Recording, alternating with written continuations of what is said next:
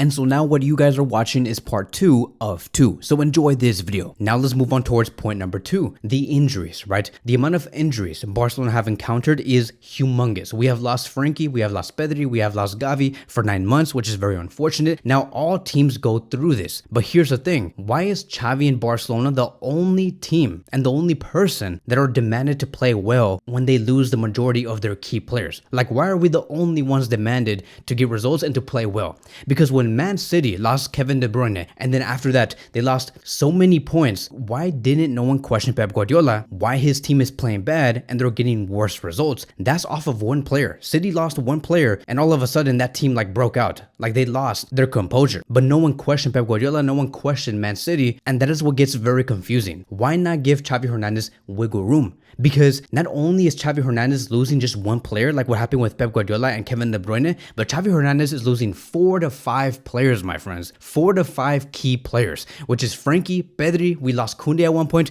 we lost Rafinha at one point, and now Gavi's out for 9 months. So why can't we give Xavi Hernandez wiggle room? Why do we have to demand so much from Xavi when you know that so many players go through these injuries? And you may say, but Kevin, you're just making excuses. That's the reason why you even made this video. No, these are not excuses, my friends. Like, this is the reality. This is what actually happens when you miss your key players, right? Of course, Barcelona is going to be suffering when they lose their most important players, especially losing Pedri and Frankie. I'm assuming the way that Xavi sees Pedri and Frankie is how Pep Guardiola saw Xavi and Iniesta. Can you imagine Pep Guardiola losing Xavi and Iniesta over and over again, getting injured over and over again for 3 to 4 months in every season while he was there in those 4 years between 2008 and 2012? You better bet that Barcelona would have struggled at that time. Now be careful, right? I'm not comparing Pedri and Frankie to Xavi and Iniesta. I'm not comparing their levels. I'm not saying they're the same. I'm talking about importance, not level. And we're already seeing the effects of Pedri and Frankie's return at the club. So I would like to think that if Xavi had the opportunity of having all of the players available, because we cannot do that at all, right? Because ever since Xavi came in, we couldn't have all of our players available. But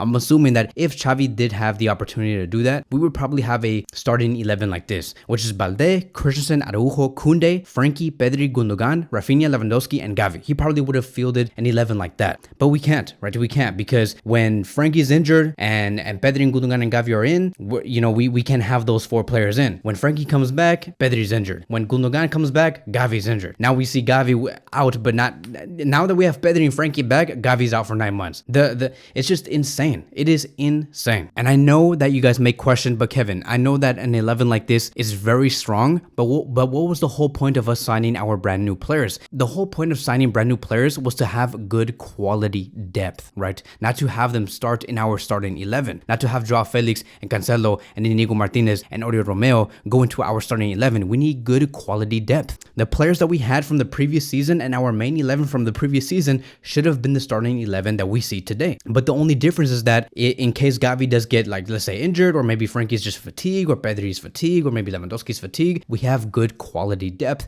to back these players. Now, I'm not going to go into point number 3 now that I think about it, because I don't want to make this video too long, and I feel like this deserves a whole other, like separate video and just by itself. So, one of them is the VAR decisions, but I'm not going to talk about this in this video. I know that you guys see that on the list and what I posted on Twitter, but I'm not going to talk about it. I'm just going to move on to point number 4, and we'll talk about the VAR decisions later, at a later date. I kind of want to see what happens between Barcelona and Porto, and then I'll make a video. So moving on towards point number 4, and that is the departure of Dembele and Sergio Busquets. So why am I saying this? I know this sounds insane, but just hang on for just a moment. Let me explain myself. Let's start with Dembele. Dembele last season had one of the best goal creating actions per 90 ratio. One of the best in La Liga. He was ranked in 4th with a total of 0.76. And again, we're talking about last season. And last season, when you combine the top 5 best leagues in the world and you spread out all of those 190 different players, Dembele ranked in 1st place in terms of goal creating actions per 90 with a total of 1.62. We also have to point out that in terms of goals plus assist per 90 ratio, Dembele was one of the best in La Liga with a total of 0.77. He was in 6th place. And so these are insane numbers. And let me tell you guys this, the fact that Barcelona lost a player like that put out stats like this just out of nowhere, because for some reason Dembele and the agent just thought that the better sporting project was at PSG. The fact that Xavi Hernandez lost this type of profile with these type of stats and what he did last season, this is irreplaceable, and this is a huge loss for the club. A huge loss because his take on ability is just something that you cannot find anywhere at the moment.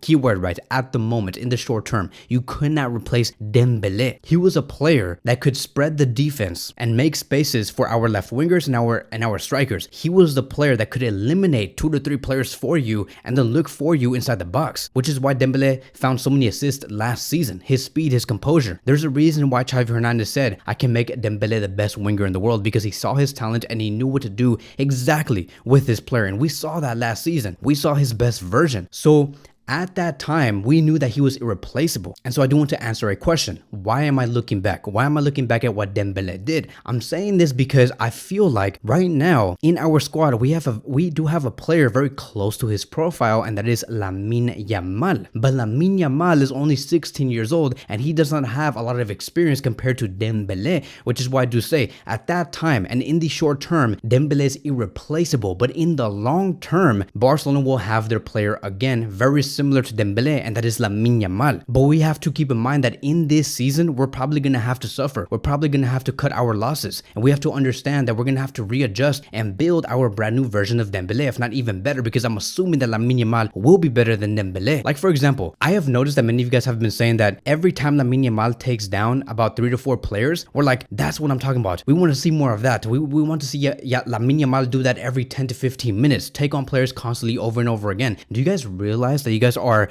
basically talking about Dembele? Because Lamine Yamal is Dembele, but Lamine Yamal does it less constantly in terms of 1v1 ability. Dembele did it every like 10 minutes. He had all the energy, all the fitness, all the agility in the world to do that. But going back to Yamal, right? He's 16 years old and we're going to have to cut our losses. Dembele leaving meant that Barcelona lost their 1v1 ability up top, which is why we see so many players struggle a lot to score. And so it sucks, but it is the reality. We're going to have to wait to see what Barcelona does from here. Who knows what Joan Laporta, Xavi Hernandez, and Deco have in mind for the now and for the future, and what they want to do. And if they see this as a problem, let's see how they think about this problem and how they would adjust to this problem, because we're going to have to give Lamine Yamal some time to get to that level and to do that constantly over and over again, right? Having that 1v1 dangerous ability. Could we see Barcelona make a huge investment for a world-class left winger like Leao or Kylian Mbappe or who knows? But again, we definitely lost that firepower. Moving on towards Sergio Busquets.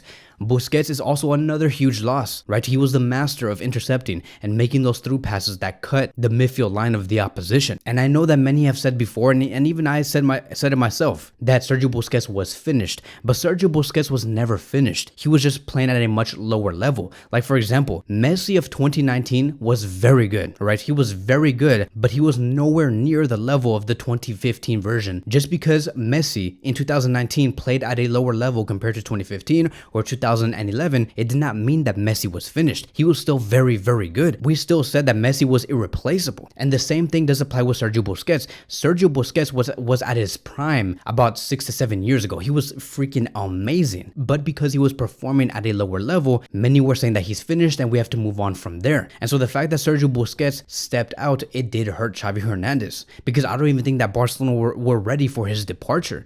And so can you imagine taking out Sergio Busquets, who was probably one of the best central defensive midfielders of all time, taking him out and then bringing in Oriol Romeo? Like, can you imagine doing that? That's like replacing a Ferrari for a Nissan. And what's crazy is that Barcelona did not replace Sergio Busquets for Oriol Romeo because they believed that Oriol Romeo had the level of Sergio Busquets. They used Oriol Romeo only because that's the only player they could afford financially. Like, we have no money. Barcelona have like last summer we had no money. Barcelona Athletic spent more money than the first team, and it's quite clear that in this season we are missing a pivot, and we saw it against Rayo Vallecano. Oriol Romeo, when he had the ball, he was making so many misplaced passes, it wasn't even funny, and Frankie de Jong had to recoup the errors of Oriol Romeo. So it really does suck, and this is why we hear that Xavi Hernandez wants either Zubimendi or Joshua Kimmich, which I think would really complete this squad. But again, Barcelona don't have the resources, and we'll see when Barcelona do have those resources. And so that is how I'm going to be wrapping up today's video. I hope you guys do understand the whole context on why Xavi Hernandez is struggling so much. Let's just give him wiggle room. Yes, let's admit that yes, Xavi is struggling. Yes, he is making mistakes, but let's understand why he is making these mistakes, and let's see how we can move forward from here. Let's not build this social pressure. Let's not become that, that fan base that always tries to downplay our own coaches and tries to like take them out immediately after losing a couple couple of games. Yes, let's reassess why we're doing bad and let's see how, again, we can improve from there. So that is, again, going to be wrapping up today's video, and I'll see you guys in the next one.